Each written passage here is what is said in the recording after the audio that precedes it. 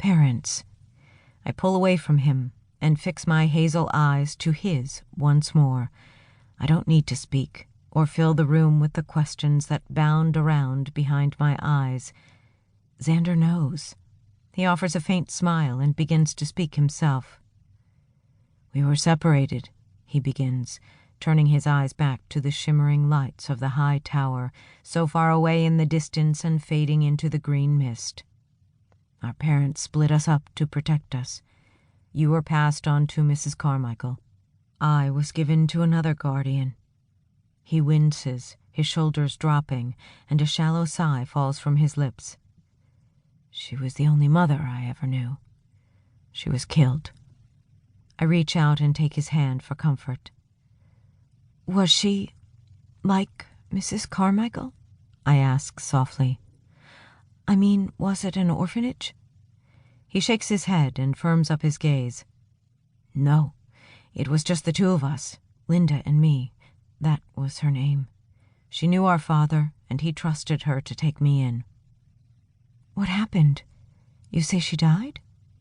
He nods and briefly shuts his eyes before opening them up again and continuing. I was just 12 years old, he whispers, searching the empty space beyond the window. She used to keep me in her small apartment as much as possible. She told me how dangerous it was outside, told me all sorts of stories to keep me hidden away. I never knew back then what I was. I was just like you, Brie.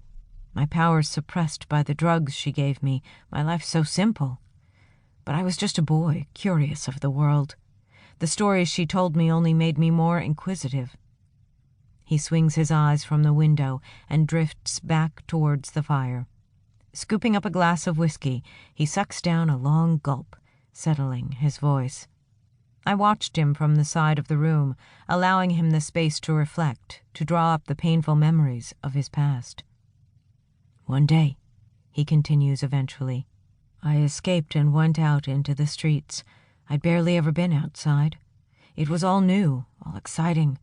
I'd never felt a thrill like it. He shakes his head, and I note his jaw clenching. Through gritted teeth, his story resumes. I got lost. I was stupid. Somewhere in the northern quarter, out on those dark streets. For hours I wandered, not knowing where to go or what to do, and then around one corner, she was there. A smile builds on his face, quickly doused. She found me, and paid the price. A man came from the shadows. He tried to take her purse, but she wouldn't let him. He had a gun. He used it. He cuts himself short, turning his eyes to the back of the room, where the light of the fire barely penetrates. I move towards him, silently drawing in with soft eyes. I'm so sorry, I whisper, hardly knowing what to say, or whether to say anything at all. It must have been terrible. He doesn't nod or shake his head or offer any other reaction. He merely continues to look into the shadows, as if he's staring at the memory playing out before his eyes. After the funeral, I had nowhere to go, he says. I felt so angry, like I'd never felt before. I went out there again, looking for the man who ruined my life, who took hers. I didn't care about what might happen. I had nothing left, no one. For weeks I lost myself to the northern quarter, to the darkness, and without my medication my abilities began to develop. Slowly but surely, I changed. And that's when the Nameless found me. That's when my new guardian took me in. Lady Orlando? I whisper. He nods and turns back to me now, sucking in a deep breath.